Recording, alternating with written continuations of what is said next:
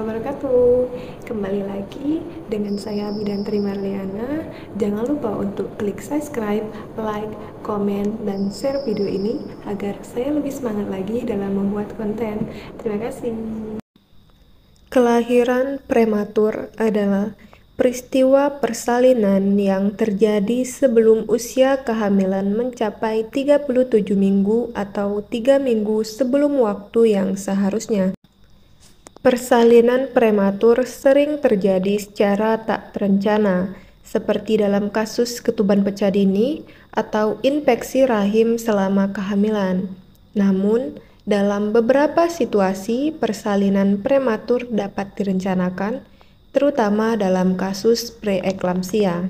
Minggu-minggu terakhir kehamilan sangat penting untuk pertumbuhan janin, terutama perkembangan otak dan paru-paru.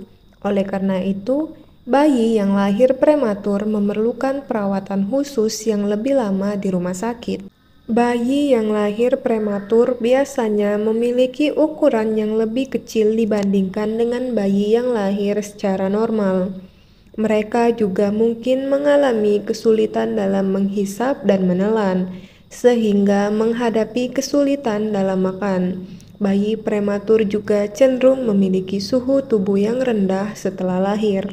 Penyebab pasti dari kelahiran prematur belum sepenuhnya diketahui, namun terdapat beberapa faktor yang dapat meningkatkan resiko terjadinya persalinan prematur, antara lain riwayat kelahiran prematur sebelumnya, kehamilan dengan bayi kembar, adanya kelainan pada rahim atau plasenta, jarak antara kehamilan saat ini dengan kehamilan sebelumnya kurang dari 6 bulan, ibu hamil sering terpapar asap rokok, berat badan ibu hamil lebih rendah dari seharusnya, ibu hamil mengalami hipertensi atau diabetes, riwayat keguguran berulang. Terakhir, adanya cedera saat hamil.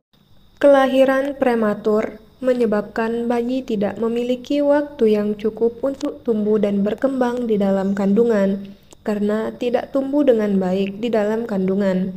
Berat dan panjang badan bayi prematur lebih rendah dari bayi yang lahir normal.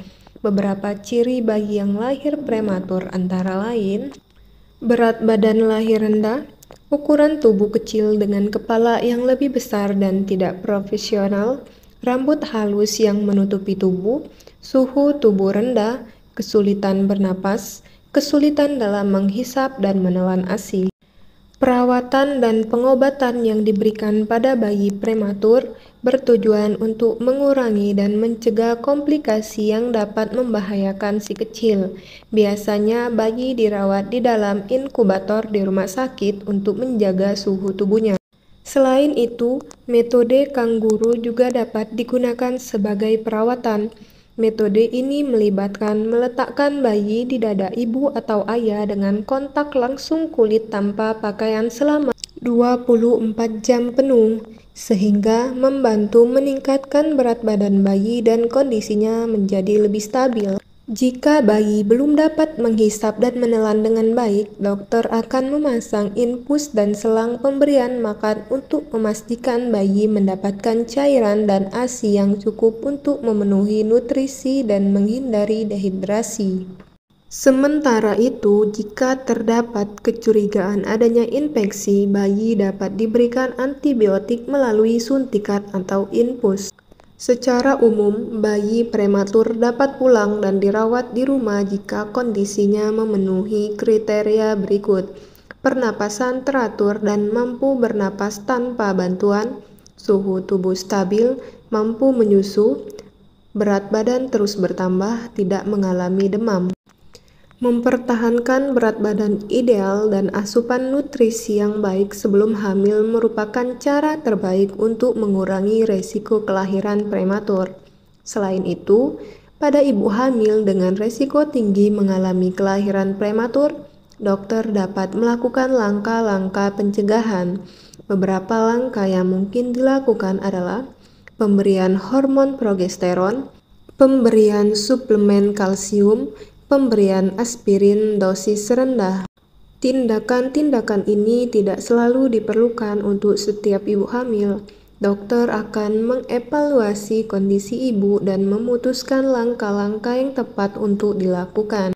Kelahiran prematur juga dapat menyebabkan komplikasi jangka pendek maupun jangka panjang, termasuk gangguan pernapasan, suhu tubuh rendah, komplikasi jantung, pendarahan otak, dan anemia. Sementara itu, masalah kesehatan jangka panjang yang bisa muncul pada bayi prematur seperti kerusakan otak, gangguan penglihatan, gangguan pendengaran, hingga gangguan mental misalnya ADHD. Dengan penanganan yang tepat dan perawatan yang sesuai, bayi prematur memiliki peluang hidup yang baik dan dapat tumbuh dengan sehat. Penting untuk mendapatkan perawatan medis yang berkualitas dan melakukan tindakan pencegahan yang dilanjutkan untuk mengurangi resiko kelahiran prematur.